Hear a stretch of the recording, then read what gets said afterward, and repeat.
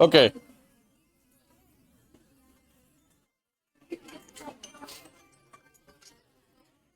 Hello,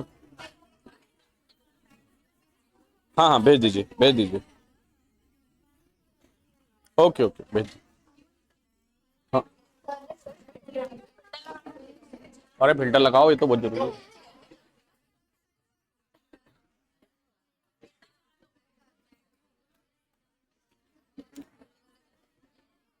इसमें क्या पूछना,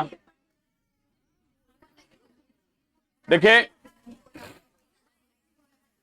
वापस से देखिए, आयरन स्टीम के साथ रिएक्ट करके आयरन ऑक्साइड बनाएगा और हाइड्रोजन गैस में, ठीक है। इसको हमने बोला कि अभी हमने 3 नहीं लिखा, मान लो यहां पे भी 4 नहीं लिखा, लेकिन ये फार्मूला याद होना चाहिए आयरन ऑक्साइड का, Fe3O4, और हाइड्रोजन हमेशा H2 के फॉर्म में रहता है। किस फॉर्म में रहता है? H2 के। अगर यहां पे मैंने Fe3 आयरन 3 है, तो यहां भी आयरन को कितना बनाना है? जब आयरन को 3 बना दिया, अब ऑक्सीजन कितने हैं यहां पे? 4। यहां ऑक्सीजन कितने हैं अभी? 1, तो इसको 4 बना दिया। ऑक्सीजन को 4 बनाया तो हाइड्रोजन कितने हो गए? 8, तो यहां हाइड्रोजन के आगे कितने होंगे? ये क्वेश्चन है,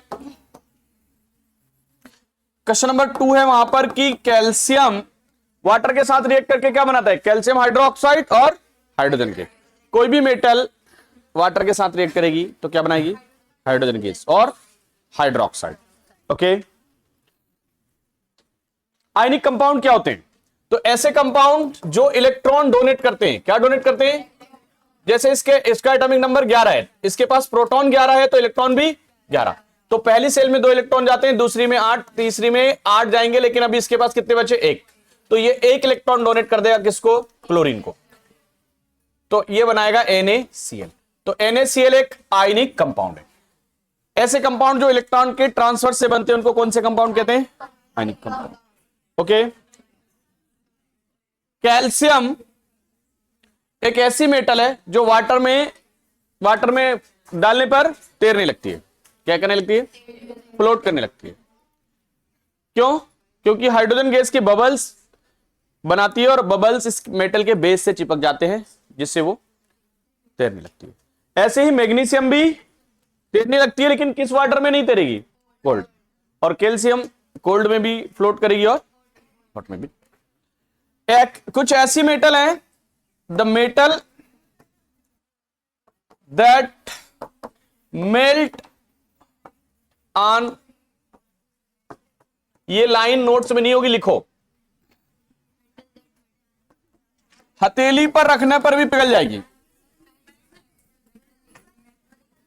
मेल्ट, मेटल नहीं, मेल्ट, जिसका मेल्टिंग पॉइंट वेरी लो है। मेल्टिंग पॉइंट वेरी, कौन सी मेटल है? गैलियम और 2 ऐसी मेटल हैं जो पाम पे रखने पर भी मेल्ट हो जाएंगी। नोट्स में नहीं लिखा हुआ, लिख लीजिए। गैलियम एंड सीजियम, ये इनका मेल्टिंग पॉइंट वेरी लो। याद रहेगा? सबको याद रहेगा कि नहीं रहेगा? ठीक है, ये छूट गया था मेरे से। आगे बढ़ते हैं। रोस्टिंग क्या होता है? कैल्सिनेशन क्या होता है? सुनिए, गैलियम और सीजियम। पहले पढ़ो मिनरल क्या होता है, और क्या होता है, और गैंग क्या होता है। मिनरल वो सब्सटेंस जो अर्थ के क्रस्ट से निकाला जाता है, उसको क्या कहेंगे? मिनरल। वो सब्सटेंस जो अर्थ के क्रस्ट से निकाला जाता है डिगिंग करके, उसको क्या बोलेंगे? एक लाइन की definition, mineral are substance that found that can occur by the digging of the earth crust is known as mineral. And वो मिनरल जिसमें से क्या निकाला जा सके? मेटल। क्या बोलेंगे उसको? ओर्स। मिनरल्स में प्रेजेंट इंप्योरिटीज को, किसको? इंप्योरिटीज को क्या कहेंगे? Gang. Mineral with metal, mineral with metal क्या कहलाते हैं? ओर्स। और अर्थ के क्रस्ट से जो निकाला जाए मिनरल, अर्थ क्रस्ट का जो भी मटेरियल है वो मिनरल, याद रहेगा। अब ओर्स जो है इसमें मेटल है, लेकिन किस फॉर्म में है, या तो ऑक्साइड के या सल्फाइड के या कार्बोनेट के या कोई और अदर एलिमेंट से रिएक्ट करके है, कंबाइन करके। तो इनसे मेटल को अलग करने के लिए पहले इनको ऑक्साइड में बदलना पड़ता है। क्या में बदलना पड़ता है? जैसे सल्फाइड और है, कैसा और है, तो उसको एक्सेस एयर में रिएक्ट कराएंगे तो वो ऑक्साइड में बदल जाएगा। क्या में बदलेगा? इस रिएक्शन को मैं दोबारा लिख देता हूं। सल्फाइड ओर को ऑक्साइड में बदलना। कैसे ओर को? सल्फाइड ओर को एयर की प्रेजेंस में, किसकी प्रेजेंस में? एक्सेस एयर की प्रेजेंस में ऑक्साइड में बदलना। क्या में बदलना? ऑक्साइड में बदलना। क्या कहलाता है? रोस्टिंग। क्या कहलाता है? रोस्टिंग। जैसे जिंक सल्फाइड को ऑक्सीजन की प्रेजेंस में हीट करना, हीट देना, एक्सेस एयर, तो ये ZNO बनेगा, साथ में SO2 बनेगा। बैलेंस करने के लिए यहां में ऑक्सीजन को, यहां 3 है तो मैं इसको ओड नंबर से इवन नंबर में मैंने 4 बना दिए। कितने बना दिए? अब मैंने बोला कि यार यहां अगर मैं 4 बना देता हूं, कितने बना देता हूं? पहले मैं जिंक को कितना बना दूं? 2। तो मैंने जिंक को कितना बनाया? अब इसको 2 बनाने के चक्कर में सल्फर कितने हो गए? 2 हो गए। अब सल्फर को 2 बनाऊंगा तो यहां ऑक्सीजन 4 और 2 कितने हो गए? अभी यहां मेरे को 6 ऑक्सीजन बनाना है, तो कितने ऐड करूं? 3। तो ये रिएक्शन लिख के आना है अपने को रोस्टिंग में। तो roasting is a process in which sulphide ore is converted into oxide ore by heating in the presence of excess air. समझ गए? यही लिखा हुआ है। फिर आते हैं कार्बोनेट के को ऑक्साइड में बदलना। काय को ऑक्साइड में बदलना? कार्बोनेट ओर्स को। जैसे कार्बोनेट ओर होगा तो इसमें ऑक्सीजन पहले से मौजूद रहेगी, इसको ऑक्साइड में बदलने की प्रोसेस, काय में बदलने की प्रोसेस, एक्सेस हीट देंगे। हीट दोनों में देना है, लेकिन इसमें एयर की प्रेजेंस कैसी रहेगी? लिमिटेड। कैसी रहेगी? कार्बोनेट ओर को हीट करना, एयर कैसी हो? लिमिटेड हो, तो क्या काय में बदलना? ऑक्साइड में। क्या कहलाता है? कैल्शियम। Example CaCO3। अब एयर तो है नहीं, सिर्फ हीट करेंगे, कैल्शियम ऑक्साइड, CO2। बैलेंस है अपने आप। क्यों ऑक्साइड में बदलते हैं? क्योंकि किसी भी मेटल को ऑक्साइड ओर से अलग करना आसान होता है, सल्फाइड और कार्बोनेट के कंपैरिजन में। ये पहले पढ़ा दिया मैंने, मिनरल और गैंग पढ़ा दिया। आगे बढ़ते हैं। कोरोजन क्या है? मेटल को जब कभी मॉइस्चर और एयर में छोड़ते हैं तो मेटल की सरफेस पे ऑक्साइड की लेयर फॉर्म हो जाती है। इसे कहते हैं, इस प्रोसेस को कहते हैं कोरोजन। कोरोजन से बचने के लिए गैल्वेनाइजेशन किया जाता है। क्या किया जाता है? ध्यान से देखिए, prevention from corrosion. Prevention from corrosion. अभी सुनिए जरा, ये कोरोजन अगर आयरन की सरफेस पर है, किसकी सरफेस पर? तो उसे कहते हैं रस्टिंग। इधर सुनो जरा, संक्षारण कहते हैं इसको। क्या कहते हैं? पहला पॉइंट गैल्वेनाइजेशन। क्या कहते हैं? गैल्वेनाइजेशन का मतलब होता है आयरन के ऊपर जिंक की कोटिंग करना। आयरन के ऊपर coating of zinc, coating of on iron, इसको क्या कहते हैं अपन? अगर गैल्वेनाइजेशन की डेफिनेशन आएगी तो लिख दोगे, the process in which zinc is coated on iron. क्यों करते हैं? कोरोजन से बचने के लिए, क्योंकि आयरन रिएक्टिव है। आयरन कैसा है? जिंक उसके कंपैरिजन में कम रिएक्टिव है, तो जिंक की लेयर चढ़ा देंगे तो रस्टिंग नहीं होगा। ओके। उसके बाद आते हैं इलेक्ट्रोप्लेटिंग। क्या आते हैं? इलेक्ट्रोप्लेटिंग क्या है? ध्यान से सुनना। मोर रिएक्टिव मेटल पर लेस रिएक्टिव मेटल की लेयर को चढ़ाना इलेक्ट्रोलिसिस की प्रोसेस के थ्रू क्या कहलाता है? इलेक्ट्रोप्लेटिंग। गैल्वेनाइजेशन भी ऐसे ही करते हैं, गैल्वेनाइजेशन भी ऐसे ही करते हैं। form layer of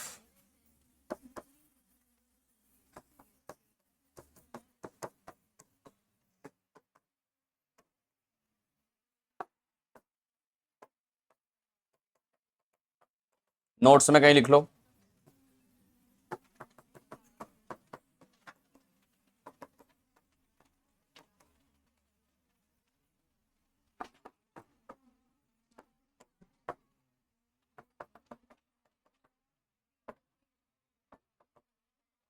electroplating. Okay, जैसे आपने सुना होगा सिल्वर की पॉलिश है, इसके ऊपर चांदी की पॉलिश है, गोल्ड की पॉलिश है, तो ऐसे गोल्ड का ऐसा पॉलिश करने नहीं बैठता कोई, समझ गए? उस उसे ऐसा बनाया जाता है इलेक्ट्रोलिसिस की प्रोसेस के थ्रू कि उस पर हल्का सा गोल्ड क्या हो जाए, मिक्स हो जाए, ठीक है, लेयर के ऊपर लेयर चढ़ जाए। तो कौन सी प्रोसेस है? इलेक्ट्रोप्लेटिंग। इसको हिंदी में बोलते हैं विद्युत लेपन।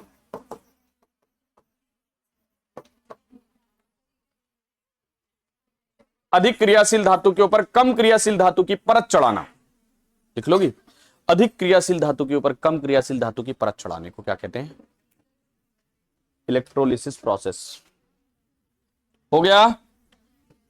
Form layer of less reactive metal on more reactive metal by the process of electrolysis is known as electroplating। हो गया? चलो, हो गया क्या? आगे बढ़ते हैं। सब लोग बहुत ध्यान से सुनिए, मैंने यहां से आप लोगों को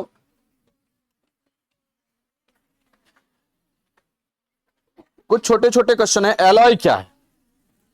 एलॉय दो या दो से ज्यादा मेटल और नॉन मेटल के मिक्सचर को क्या कहते हैं? Alloy homogeneous mixture. कैसा मिक्सचर है? होमोजीनस मिक्सचर का मतलब है ये मैंने एक एलॉय बनाया, इसका नाम है ब्रास, पीतल। क्या बनाया? ये काय के मिक्सचर से बनाए? कॉपर और जिंक के मिक्सचर से बनाए। ब्रास काय के मिक्सचर से बनाए? मैं यहां पे आपको वर्ड बता रहा हूं, होमोजीनस मिक्सचर। क्या बता रहा हूं? इसका मतलब यह है कि इसमें कॉपर और जिंक बराबर बराबर, ऐसा नहीं कि इधर कॉपर ज्यादा है और इधर जिंक, नहीं, हर जगह बराबर बराबर पार्टिकल्स मौजूद हैं, बराबर बराबर एटम्स मौजूद हैं। इसको बोलते हैं होमोजीनस मिक्सचर। तो एलॉय होमोजीनस मिक्सचर है कि हेटेरोजेनस मिक्सचर है? होमोजीनस। Okay, very good. और देखिए, और ऐसे कोई क्वेश्चन जो आ सकते हैं, आए हुए हैं। ड्यूरीजन, एल्यूमिनियम हाईली रिएक्टिव होते हुए भी, एल्यूमिनियम हाईली रिएक्टिव होते हुए भी सालों साल बिल्कुल ग्लिटर करता रहता है, उस पर डस्ट रस्टिंग नहीं लगती है ना? लिखा है कैसा क्वेश्चन? तो एल्यूमिनियम हाईली रिएक्टिव है, इस वजह से वो ऑक्साइड की अपने ऊपर लेयर जमा लेता है। अब वो ऑक्साइड की लेयर बहुत स्टेबल होती है, अब एल्यूमिनियम फर्दर रिएक्ट नहीं कर पाता। इस प्रोसेस को एनोडाइजिंग कहते हैं। क्या कहते हैं? क्वेश्चन सुना? Aluminium is highly reactive, is reactive even not react with moisture। इस पे जंग नहीं लगता है। एल्यूमिनियम की अपन गैलरी वगैरह में एल्यूमिनियम की वो लगवा रहे हैं आजकल, गैलरी वगैरह बनवा रहे हैं। क्यों? ये सालों साल कैसा रहता है? चमकदार है, जंग नहीं लगता। क्यों नहीं लगता? रिएक्टिव होने की वजह से इसके ऊपर काई की लेयर जम जाती है, ऑक्साइड की, ऑक्सीजन की लेयर अपने ऊपर जमा के रखता है, फर्दर रिएक्शन नहीं होने देता। ठीक है, इस प्रोसेस को कहते हैं एनोडाइजिंग। क्या कहते हैं? एनोड, ऑक्सीजन की लेयर जमा लेना, एनोड बन जाना, एनोडाइजिंग। ठीक है, क्वेश्चन है ना लास्ट में, एल्यूमिनियम के ऊपर रस्टिंग क्यों नहीं होती? कार्बोनेट और सल्फाइड ओर को ऑक्साइड में क्यों बदला जाता है? अभी बताया मैंने, क्योंकि कार्बोनेट और सल्फाइड के कंपैरिजन में ऑक्साइड ओर से, कार्बोनेट एंड सल्फाइड के कंपैरिजन में ऑक्साइड और easily gives metal. कौन सी प्रोसेस?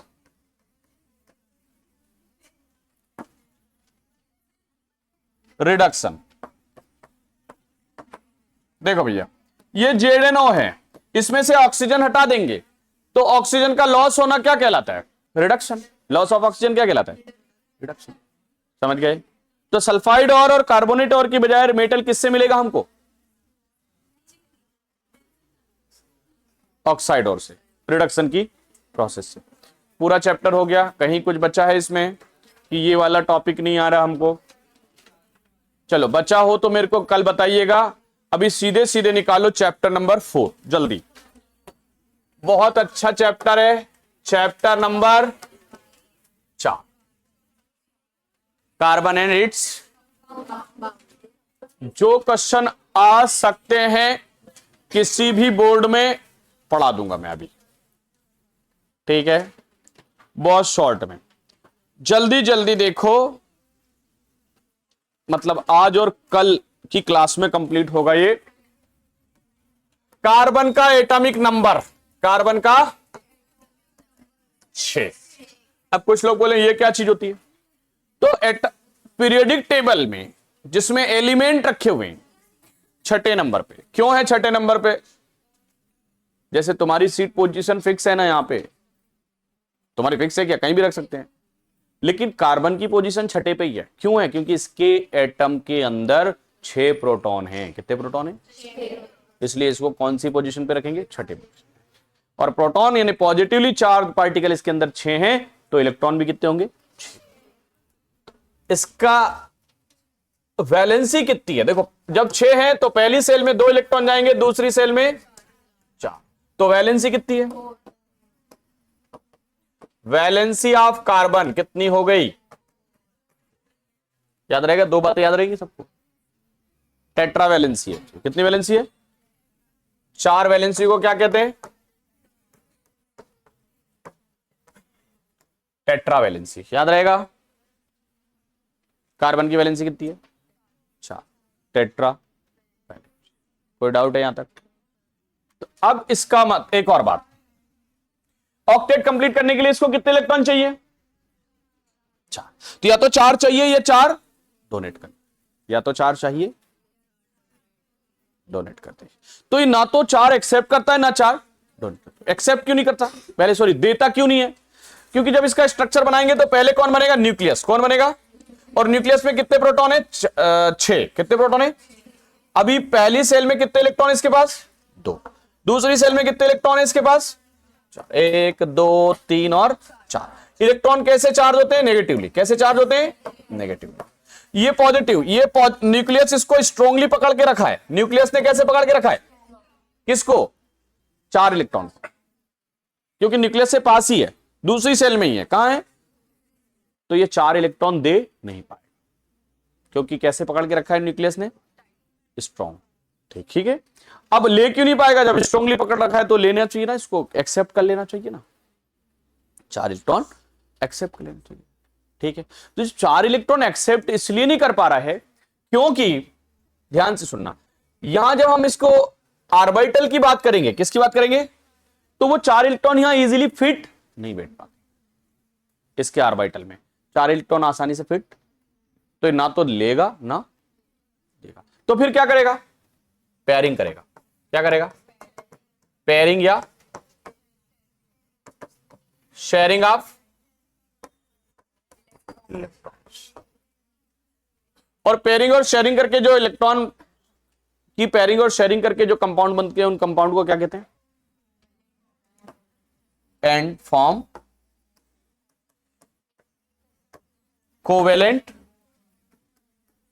कंपाउंड। कौन सा कंपाउंड बनाता है?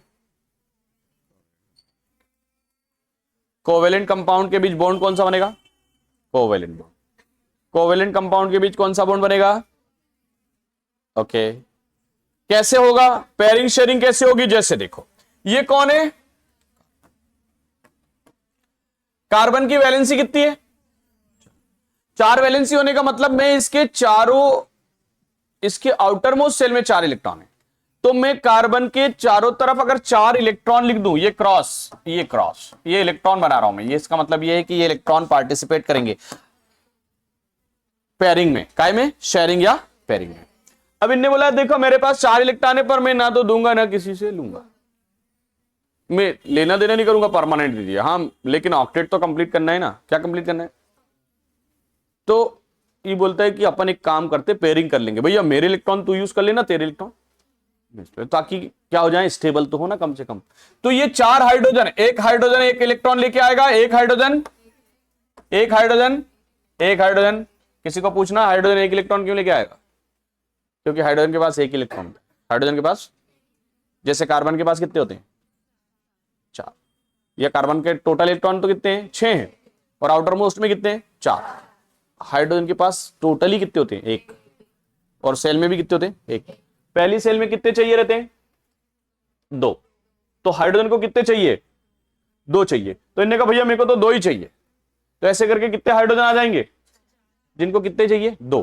तो एक तो उनके पास खुद का है, और एक किससे पेयर करेंगे? कार्बन से। लेंगे नहीं, बल्कि क्या करेंगे? पेयरिंग कर लेंगे। क्या कर लेंगे? और पेयरिंग करने से इनके बीच जो बॉन्ड बनेगा वो कौन सा बॉन्ड होगा? कोवेलेंट। और जब कोवेलेंट बॉन्ड बने तो ये CH4 बना कि नहीं बना? क्या बना? तो ये कैसा कंपाउंड है? कोवेलेंट। क्योंकि कैसे बना ये? By sharing of electron. अब यहां पर देखो, कार्बन के 8 इलेक्ट्रॉन देखना है अपने को, कितने इलेक्ट्रॉन बने कि नहीं बने? 8 बन गए। ऐसे ही यहां पे हाइड्रोजन के 2 हो गए, हाइड्रोजन के कितने हो गए? हाइड्रोजन के कितने हो गए? 2। हाइड्रोजन के कितने हो गए? तो इसको कहते हैं इलेक्ट्रॉन डॉट स्ट्रक्चर। क्या कहते हैं? आप CH4। क्या नाम है इसका? और CH4 का नाम क्या है? मिथुन नहीं है, मीथेन लिखा। मिथुन दादा मत पढ़ लिया, मीथेन हो गया। इलेक्ट्रॉन। अभी देखो मैंने बहुत सारी चीजें स्किप कर दी। कार्बन की जो special characters, allotropes, diamond, graphite, ये सब स्किप कर दिया मैंने।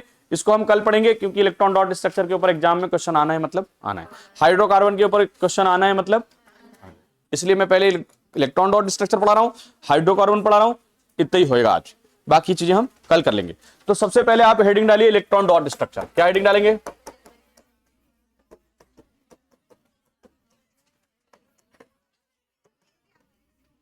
Electron dot structure. देखिए इलेक्ट्रॉन डॉट स्ट्रक्चर में सबसे पहले जो बुक में दिया है हम वही करेंगे, बाकी और भी चीजें कर लेंगे जो बाकी आप खुद से भी कर पाओगे। H2, जल्दी बोलो, O2 और N2, इन तीनों का बनाते पहले।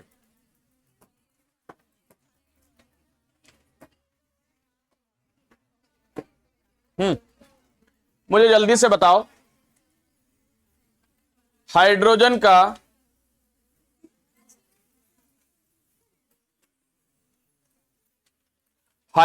का एटॉमिक नंबर कितने लोगों को मालूम है? 1। यहां कितने हाइड्रोजन है? हाइड्रोजन ऐसा क्यों है? क्योंकि ये बाय एटॉमिक है। ये तीनों कैसे हैं? बाय एटॉमिक, हमेशा H2 के फॉर्म में रहेंगे। 1। तो 1 इलेक्ट्रॉन इसका और 1 इलेक्ट्रॉन। एक हाइड्रोजन को कितने चाहिए? 2। तो उन्होंने कहा भैया मेरे वाले के साथ पेयरिंग कर लो। ये हो गई पेयरिंग, इसका काम हो गया।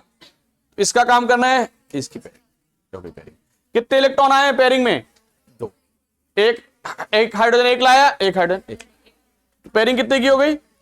जब पेयरिंग 2 की होती है तो बॉन्ड कितने बनते हैं? 1 सिंगल बॉन्ड।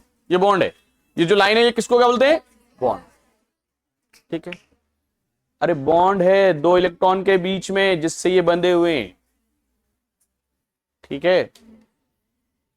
इसके आते हैं ऑक्सीजन पे। यहां पे हाइड्रोजन का एटॉमिक नंबर कितना था? 1। तो दोनों के पास 1 1 है। इसका मतलब ऑक्सीजन का एटॉमिक नंबर ना 8 होता है। कितना होता है? तो पहले सेल में 2 जाएंगे, आखिरी में 6। आखिरी में कितने जाएंगे? दूसरी सेल में 6 जाएंगे।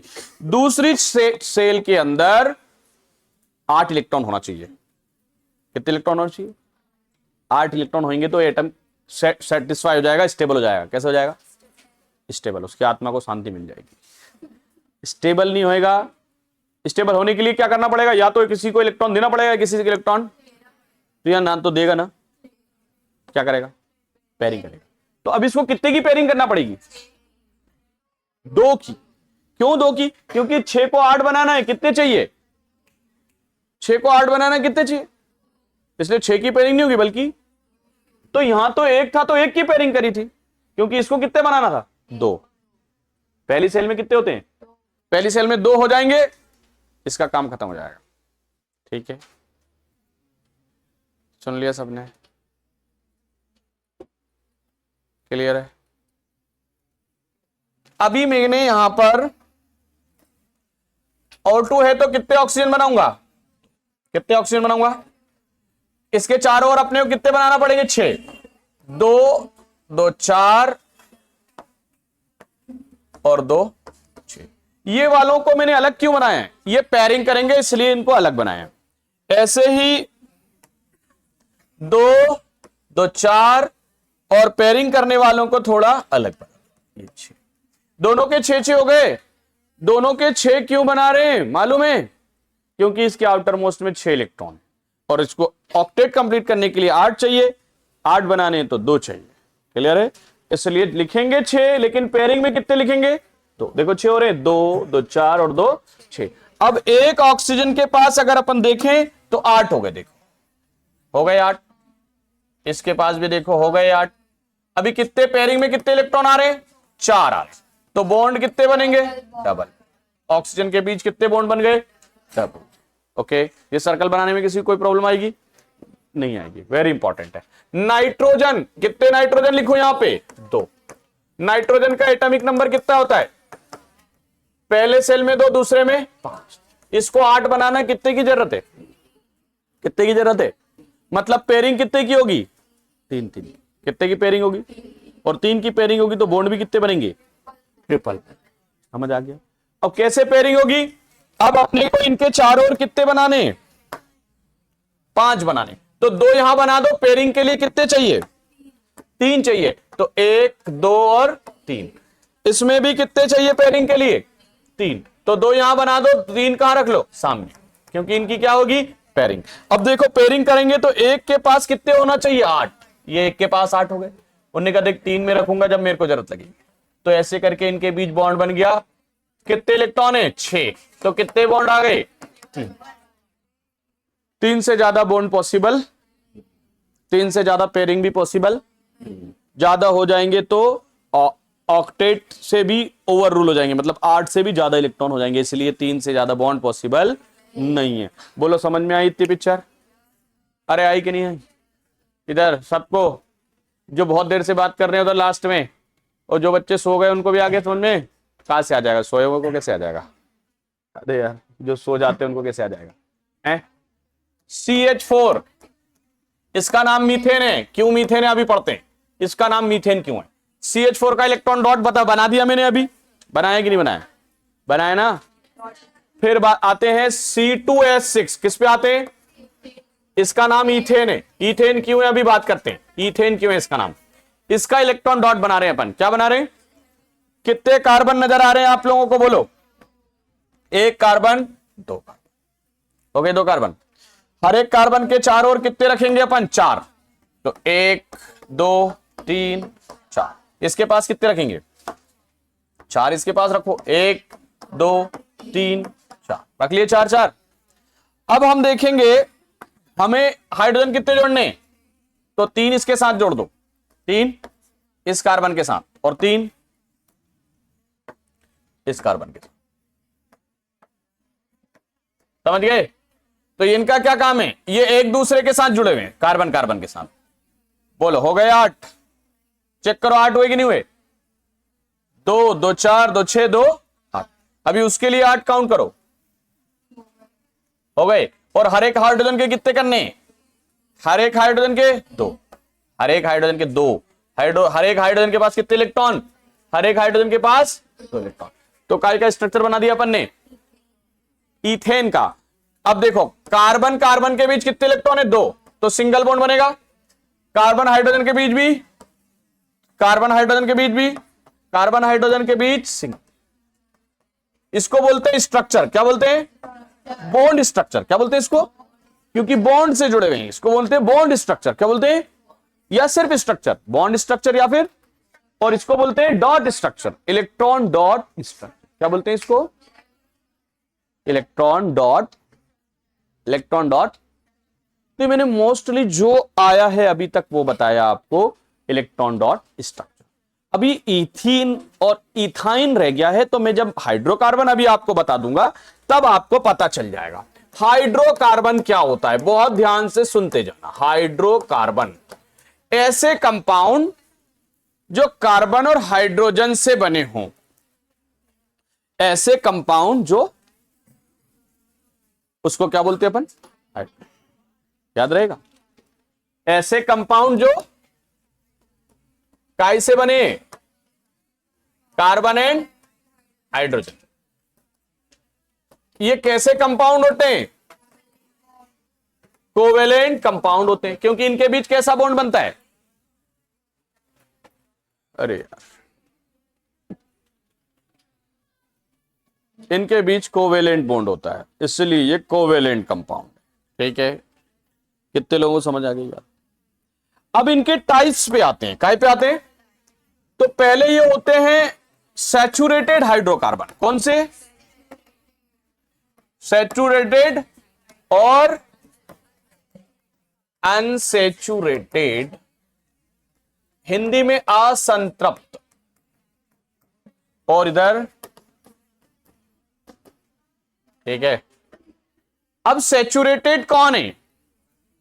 सैचुरेटेड हाइड्रोकार्बन वो है जिनमें कार्बन कार्बन के बीच कैसे बॉन्ड है? सिंगल। कार्बन कार्बन के बीच और हाइड्रोजन ऐड नहीं किया। Saturated hydrocarbon are the hydrocarbon, they are saturated, no more hydrogen atom can be added and single bond is present between carbon and carbon. Saturated hydrocarbon वो होता है जिसमें carbon carbon के बीच कितने बॉन्ड होते हैं? Saturated वो होता है जिसमें कार्बन कार्बन के बीच बॉन्ड कितने होते हैं? बोलो, कहीं जो गुंजाइश है कि हाइड्रोजन जोड़ दें? नहीं। इसके भी तीनों हाथ इधर हाइड्रोजन को पकड़े हुए, इधर भी तीनों हाथ काय को पकड़े हुए, और एक एक हाथ दोनों एक दूसरे को पकड़े हुए। ठीक है, तो कोई भी हाथ खाली नहीं है, एक्स्ट्रा हाइड्रोजन अब ऐड नहीं कर सकते, मतलब इस सैचुरेटेड है। समझ गए ना? अरे कहीं गए अपन शादी पार्टी में, खूब पेट भर के खा लिया, कोई बोले अरे एक और रसगुल्ला खा ला, खाएंगे क्या? क्या बोलेंगे? अरे भैया बस सेटिस्फाइड है हम तो। कैसे? और ये कैसे? अनसैचुरेटेड। इसमें more hydrogen can be added. More hydrogen can be, कितने टाइप के होते हैं? दो टाइप के। कितने टाइप के? Double bonded. कौन? Double bonded and triple. किसके बीच डबल बॉन्ड? कार्बन कार्बन के बीच। किसके बीच? ट्रिपल। अब बात सुनिए, जब कार्बन कार्बन के बीच कितने बॉन्ड है, तो इसके कितने हाथ खाली रह गए? दो। और इसके कितने हाथ खाली रह गए? मतलब एक हाइड्रोजन इधर जुड़ सकता है, एक हाइड्रोजन इधर भी, और यहां तीन बॉन्ड है तो एक हाइड्रोजन यहां जुड़ेगा, एक यहां। अभी दो हाइड्रोजन और जुड़ सकते हैं, दो। अब एक और बात, इसको कहते हैं एल्केन। क्या कहते हैं? और इसको कहते हैं, और इसको, तो एल्कीन वो हाइड्रोकार्बन है जिसमें कार्बन कार्बन के बीच डबल बॉन्ड है, और एल्काइन वो हाइड्रोकार्बन है जिसमें कार्बन कार्बन के बीच ट्रिपल बॉन्ड है। ठीक है, और एल्केन वो है जिसमें कार्बन कार्बन के बीच सिंगल बॉन्ड है। ये सैचुरेटेड है। कौन है? अभी देखिए, ये लास्ट में मैंने क्या लगाया? एन। ये क्या लगाया? ये क्या लगाया? आइन। ये सफिक्स हैं। क्या है? तो अगर कार्बन एक होता है तो उसको मीथ बोलते हैं। क्या बोलते हैं? और कार्बन दो होते हैं तो उसको, कार्बन तीन होते तो उसको, और कार्बन चार होते हैं तो बूट नहीं ब्यूट, और कार्बन पांच होते तो, और कार्बन छह होते तो, सात होते तो, सात होते तो हेप्ट, आठ होते तो, और नौ होते तो नेनो नेन, और 10 होते तो डेक, 11 होते वन डेक, 12 होते टू डेक। ठीक है, ऐसे डेक डेक होता जाता, one deck, two deck, 9 deck. Okay, 21 होते तो, ओके, कल इसी को आगे बढ़ाएंगे। हाइड्रोकार्बन क्या है, डेफिनेशन कई बार पूछी गई है। एल्केन क्या है, तो सैचुरेटेड है, कार्बन कार्बन के बीच सिंगल बॉन्ड।